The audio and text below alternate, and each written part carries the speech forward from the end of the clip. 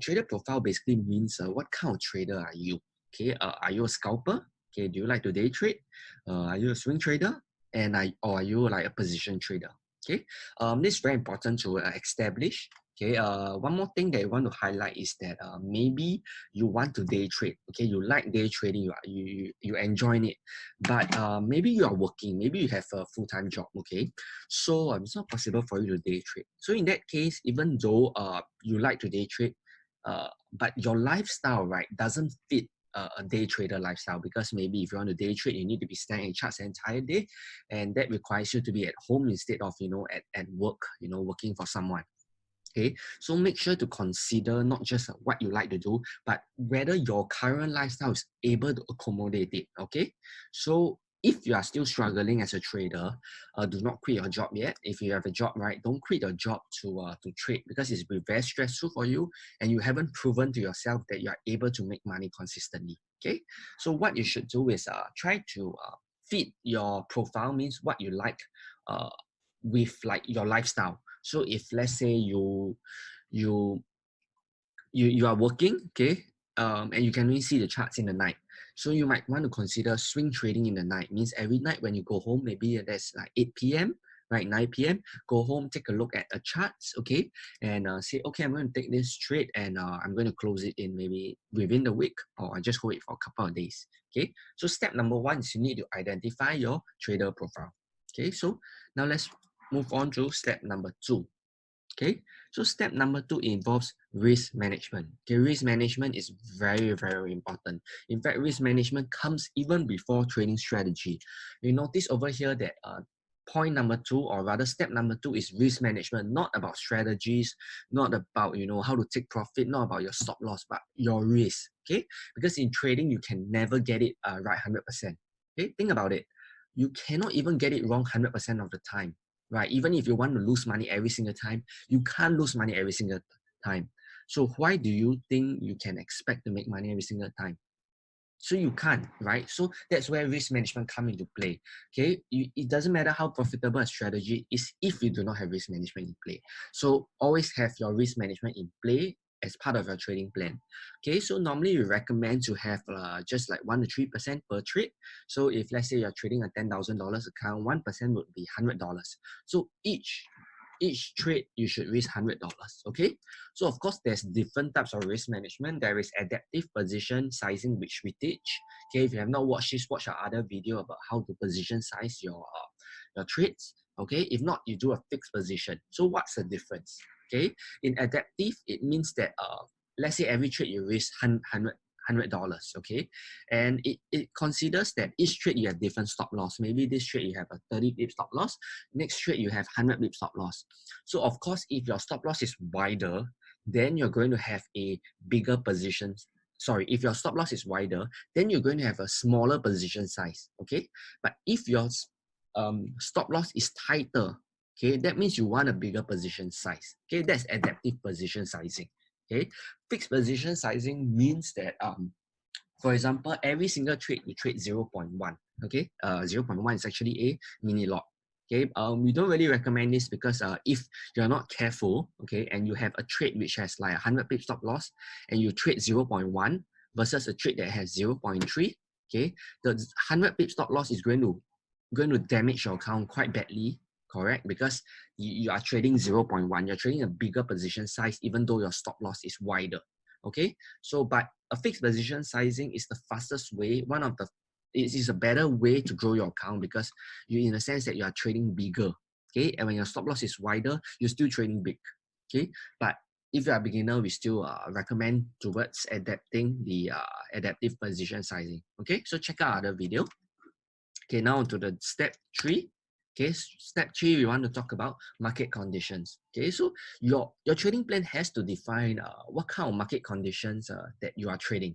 Are you trading a ranging market, or are you trading a trending market? Okay, so if you are trading a ranging market, that means ideally you want to sell high and buy low. Okay, you need to define in your trading plan. Okay, let's say this is it's bullish, but it's in a range. Are you allowed to sell the top, or are you only allowed to buy the bottom? Okay, so means if you are in an uptrend but price is ranging now, can you just buy, Can you buy and sell, or can you only buy? Okay. Conversely, the other market condition that we want to talk about is trending. So trending, I think as the name suggests, I mean, everyone knows what a trend is. Trend means that it's going one direction. Are you trading this kind of trends? Okay. If you are trading trends, right, are you going to trade breakouts, or are you going to trade, just buying off support? Okay. So you need to define your market conditions. Okay, now let's move on to step 4. Okay, step 4 is the instruments that you are going to trade.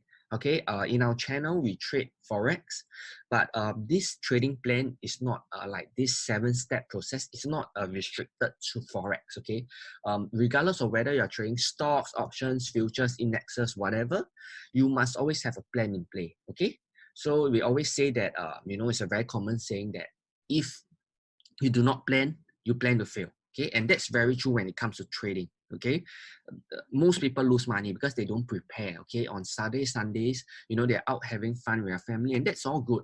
Okay, but if you've been following our channel sometime, you know that every Saturday is our preparation day.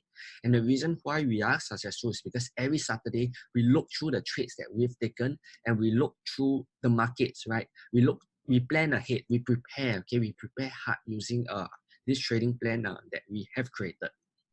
Okay, so next on, let's move to step number 5. Okay, now step number 5 involves a strategy. Okay, strategy is very similar to market condition. So once you define a market condition, okay, your market condition will kind of determine your strategy. Okay, because if you are trading a trending market, if your trading plan involves trading the trending market, then ideally you'll be looking at a pullbacks, means pullbacks to support, or retracement, right? Pullbacks the same as retracement, or you want to trade breakouts.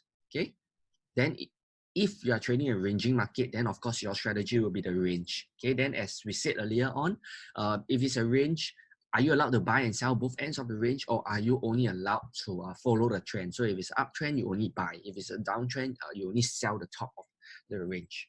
Okay, so moving on to step 6. Okay, having a stop loss. Okay, stop loss is part of kind of very similar to risk management. Okay, risk management deals with how much you risk, but stop loss deals with when to get out. Okay, you need both. You cannot just have one. Okay, you cannot just say, oh, I risk 3% and I don't have a stop loss. Okay, it doesn't work that way. Okay, if you risk 3%, right, you have the right position sizing, but you don't put a stop loss. Okay, that position size can still blow your account. Okay, if price just trends against you massively, doesn't come back, just keeps trending, your 3% loss, supposedly loss, right, because you're supposed to put a stop loss there, becomes a 10% loss because you do not have a stop loss. Okay, so we always advise you to put your stop loss below above market structure. Okay, put in an area which if the stop loss is hit, then you are likely to be wrong. Okay, don't just put it anywhere. Okay, because you put it anywhere, the brokers like to, sorry, not really brokers, but institutions, they like to hunt your stop loss. Okay, because you must understand that trading is a zero-sum game. Okay, meaning that for me to make money, you need to lose money. Okay, so I will push price against you to stop you out, so that you lose money and I make money, right? The moment you get stop out, I enter. Okay, so when you sell, I buy from you. So that's how the market works. So always put your stop loss, somewhere which is unlikely to be hit. And if it's hit, that means that you are wrong. Okay. Okay, and now the final step.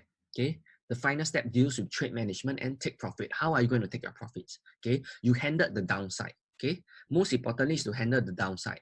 But once you have the downside handled, the next question is take profit. How do you take profit? You need to have a take profit plan. You cannot just assume that market will always trend in one direction. Okay, you've been trading some time, you know that the market rarely trends one direction. Okay, it always comes back and forth, back and forth. So you need to have kind of like a strategy to take profit. Okay, so there are 2 ways you can do it. Number 1 is fixed target. Fixed target means that, okay, I'm risking 30 pips for this trade, so I'm going to take 30 pips, right? Because you want to take 1:1. Okay, nothing wrong with that. You can take 1:1, you can take 1:2, 1:3. That's totally up to you. That's how you set it. Of course, as you continue to trade and as you diligently journal down your trades, you have insights about, oh, you know, actually I can actually take 60 pips, you know, I can take 90 pips. You know, price tend to hit 60 pips. Price tend to hit 120 pips before it reverses. Then you revise your trading plan to fit this. Okay. But for a start, you can try fixed target. Okay. 1:1 is a good 1:1, meaning that if you're risking 30 pips, taking profit at 30 pips gain, or rather shifting stop loss to break even at 1:1 risk to reward, it's suggested. It's rather a common practice. You can do that. Alternatively, you can do a trailing take profit, meaning that you just keep shifting your profit, your stop loss right higher. So as you know, as the trade takes off, you just keep shifting your profits up, meaning you don't actually close the trade, but you let the trade run. Okay, and then when price, you know, starts to reverse, it stops you out at your stop loss, which is already at a profit level. So basically just shift your stop loss higher and higher and higher, or lower and lower and lower, depending on whether you are buying or you are selling. Okay, so these are the 7 steps that we use. Okay, so just as a brief recap. Okay, number 1, we talked about a trader profile. Okay, you need to know what kind of lifestyle you have, and what do you like doing. You need to match the two. Okay, step number 2, we talk about risk management, how risk management is the most important part. Step number 3, defining the market conditions that your trading system or trading strategy revolves around. Step number 4 will be the instruments that you wish to trade. Step number 5 would be the strategy. Okay, the strategy is closely linked to market conditions.